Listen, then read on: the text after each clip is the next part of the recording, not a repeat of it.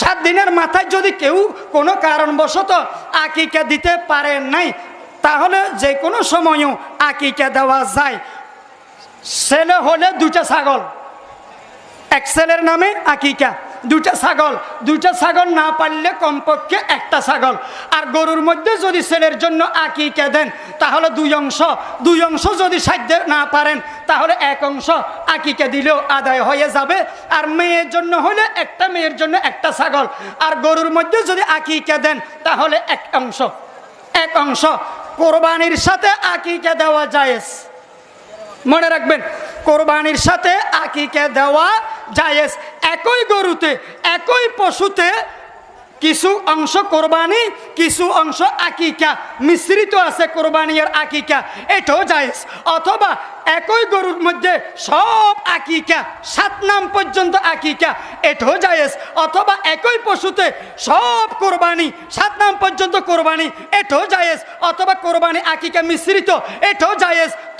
তবে 7 নামের বেশি যাইতে পারবে না। কোরবানি হোক আকিকা হোক, কয় নামে পর্যন্ত? আলটিমেটাম 7 নাম পর্যন্ত, 7 নামের বেশি যাইতে পারবে না, এটা জায়েজ নাই।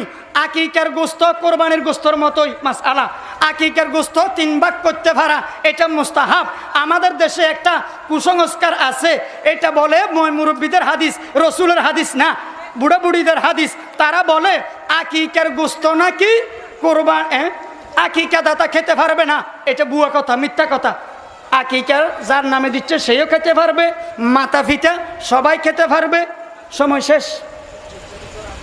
এখানে 2টা মাসআলা আসছিল। আকিকার গোস্ত তার মা বাবা খেতে পারবে কিনা, এটা তো বলছি সবাই খেতে পারবে। এই আকিকা যার নামে দিচ্ছে সেও খেতে পারবে, কোরবানির গোস্তের মতোই। আরেকটি মাসআলা হলো, সাহস থাকলে মহিলারা গরু জবাই করা জায়েজ আছে কিনা। মহিলারা গরু জবাই করা জায়েজ আছে যদি যারা ধরে, গরু ধরে, তারা সবাই যদি মহিলা হয়, অথবা বাপ অথবা ছেলে স্বামী যাদের সাথে পর্দা নাই, তারা যদি হয়। বেপর্দা পুরুষ থাকলে তো এটা জায়েজ হবে না।